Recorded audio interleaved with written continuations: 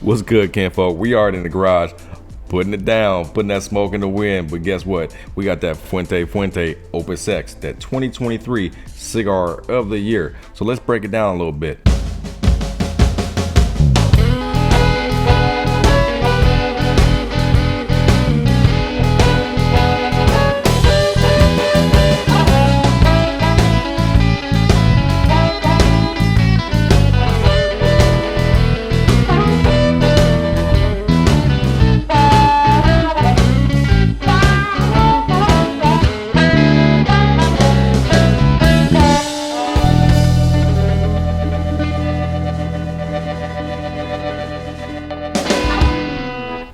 Now, some might call me biased, and that's okay. I'm a big Arturo Fuente company fan. I love what Fuente offers. I love the way they blend their cigars.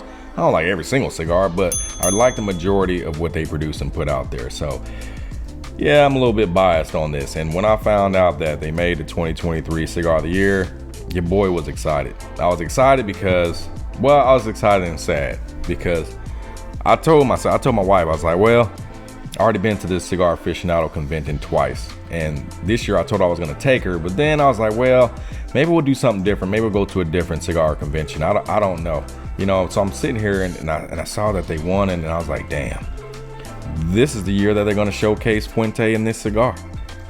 How could I miss that? So I'm sitting here pondering, man. I'm gonna need y'all to reach out to your boy and say, hey, you need to go, or who's gonna be there, so we can link up and smoke one together or something. Because right now I'm kind of leaning towards not going, and I'm kind of upset about that because I really want to be there and experience this event and in 2024 for this 2023 the win. It's a wonderful thing, man.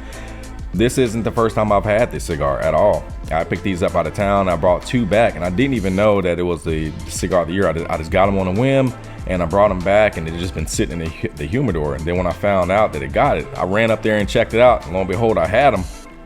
And I never even smoked it. I never smoked this one. And so I grabbed it up, and I smoked it, and I was like, damn, okay, I get it. I can see why, I did write down notes the first time I took it, but I don't think I really broke it down like I should, because me being a fan of Fuente, I know I'm gonna get quality. I know what to expect, and if I'm sitting there enjoying it, I'm not really breaking it down because I already like the flavors that it's giving me anyway. But this Churchill, on the other hand, what I didn't know was it's a Dominican Puro.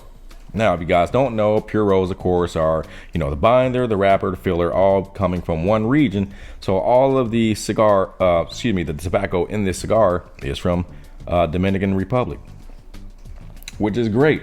And also, it's sun-grown.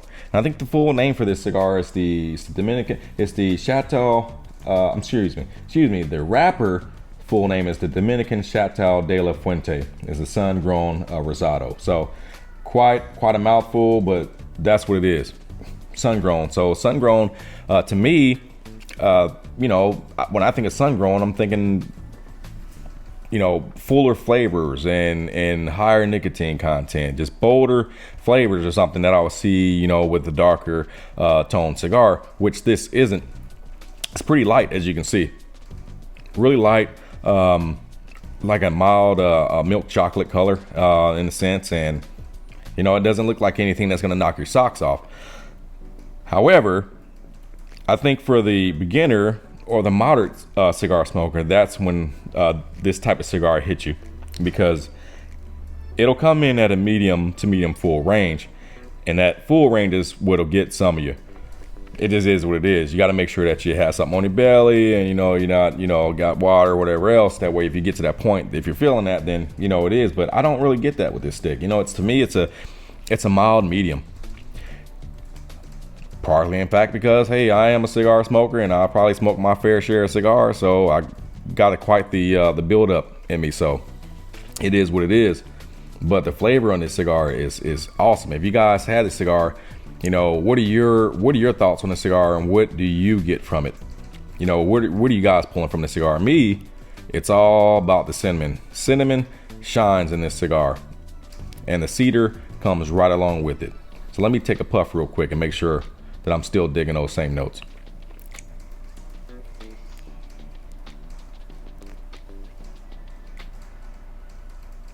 Yeah, buddy.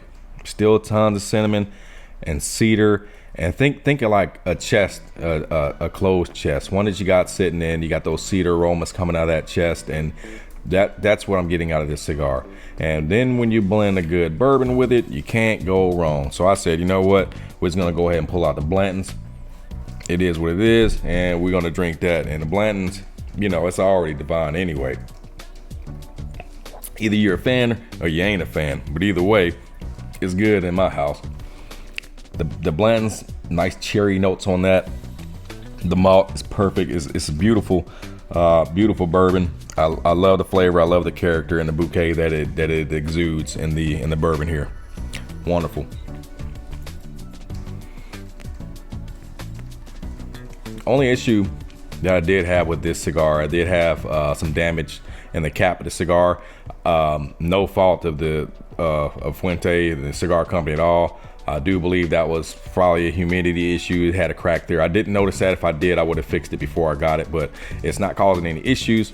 And normally when you get that crack on that cap, sometimes it messes with the airflow to where you can't get any smoke output in the cigar. It just makes it really, really, really hard to smoke. So I'm not having that problem, and I'm really digging it. Now let's talk about price point. So price point, this cigar comes in about $14, right? And that's not typical at all, because normally when you get your Opus X cigars, normally they're running about $30 or less or more. So for me, this is the poor man's Opus X. This is on the budget side of things. This is budget. But now I don't think that's going to happen, because once a cigar makes cigar of the year, prices go up. It's going to be very hard to find. So if you haven't gotten your hands on this cigar, I probably say it's going to be a lot more expensive when you can get it, and hopefully not. But if you can get yourself a stick, get yourself a stick or two and enjoy it. It's really mild. If you're not into milder cigars, it probably won't be for you. If you're into fuller cigars, that's your thing. I get it. I know I'm the same way. I tend to steer away from Connecticut's or whatnot, but there are some Connecticut's that hold good amounts of flavor. But this one, I think, still does that for me in a milder sense. Not bad at all. So let me smoke this down a little bit more, and then I'll update you on if anything changes in the cigar. We'll see in a minute. So I think one thing that makes a cigar great or good is the fact that it can transition and then still be good. So when you have a quality cigar, you want to have layers of complex flavors that come through, or maybe not complex flavors, but just simple flavors. I'll say simple flavors because my palate hasn't always been as good. Look, it's still not great. I can pick up some flavors, but not everything. But when I say complex, don't take that with a grain. I'm just meaning a cigar that you can sense different nuances, just different changes. So right now, like I said before, how I was getting the cedar and I was getting the cinnamon notes and whatnot. So now, as we're getting down to the bottom half of the first third into the second, you're starting to pick up the coffee notes, and it's like coming right through. It's almost like you're smelling a can of the freshly ground or freshly roasted coffee beans, right? So you taste that, and that's a change. That's a layer of change in a cigar that I look for when I'm smoking these sticks. So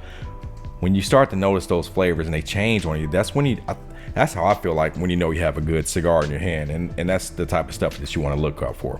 So no negative things to say about the cigar. I'm enjoying it. I'm loving it. I'm digging the flavors. You know, I'm a Fuente fan. I said it before. We're good here. But I just wanted to take a time out just to, first of all, reach out to my subscribers, and I just want to thank you guys. We are growing, right?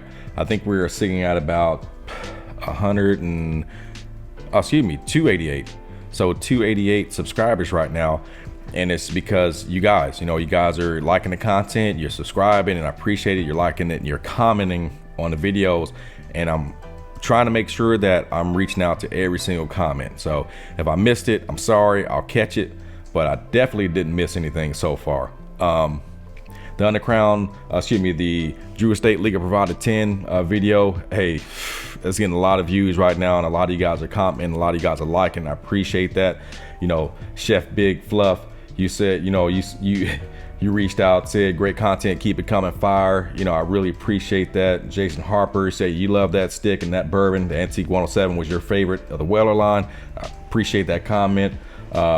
Reggie 8529, you said you love the League of Nine, Music by Design. You hit me up. You hit that like button. You said you hit the like button before the intro rolled, man. I appreciate that. Really appreciate that, man. That made me laugh a little bit. Yeah, I'll even provide a cigar club reached out and said nice video. Thank you.